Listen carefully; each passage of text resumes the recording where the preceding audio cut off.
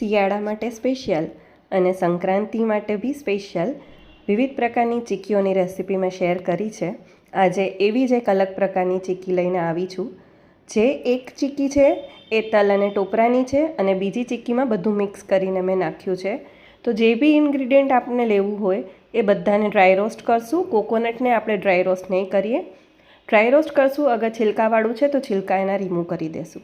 તો સૌથી પહેલાં મેં બંને તલને મિક્સ કરી ડ્રાય રોસ્ટ કરી દીધું છે અને ઇન્ગ્રીડિયન્ટનું મેઝરમેન્ટ માટે 1 કપના મેઝરમેન્ટના હિસાબે અડધો કપ તલ અને અડધો કપ કોકોનટ લીધું છે. પછી આપણે ગોળની પાઈ બનાવશું. ગોળની પાઈ માટે 1 કપ ગોળ, કેમ કે 1 કપ મારું ડ્રાય ઇન્ગ્રીડિયન્ટ છે એના માટે 1 કપ ગોળ, એમાં 1 ટેબલસ્પૂન ઘી, 1 ટેબલસ્પૂન પાણી નાખી એની પાઈ બનાવશું કન્ટિન્યુઅસલી ચલાવીને. પાઈ બની છે કે નહીં એ જોવા માટે એમાં બબલ્સ આવવા જોઈએ અને એ પાઈનો કલર ડાર્ક થઈ જવો જોઈએ. પછી એને ચેક કરવા 1 કપ પાણીમાં આપણે થોડા પાઈના ડ્રોપ્સ નાખશું.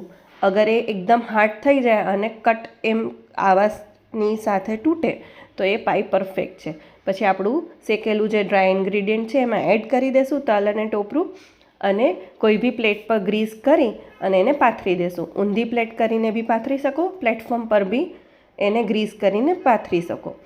તો ગ્રીસ કર્યામાં આપણે વેલણને પણ ગ્રીસ કરશું અને વણીને એને પાથરી દેશું, કટના માર્ક્સ આપી દેશું. હવે બીજી જે બધા ઇન્ગ્રીડિયન્ટ મિક્સની ચીક્કી છે એમાં સિંગદાણા, તલ, બંને તલ કાળા અને સફેદ અને થોડું ટોપરું બી મેં નાખ્યું છે.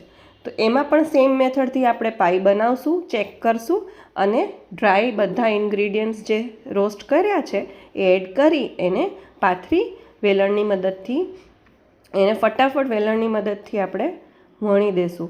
કેમ કે જો અગર એ ઠંડુ થઈ જશે ને તો સરખું સ્પ્રેડ નહીં થાય અને પછી કટના માર્ક્સ આપી દેશું અને પછી ઠંડી થાય એટલે એને એન્જોય કરશું. જરૂરથી ટ્રાય કરજો.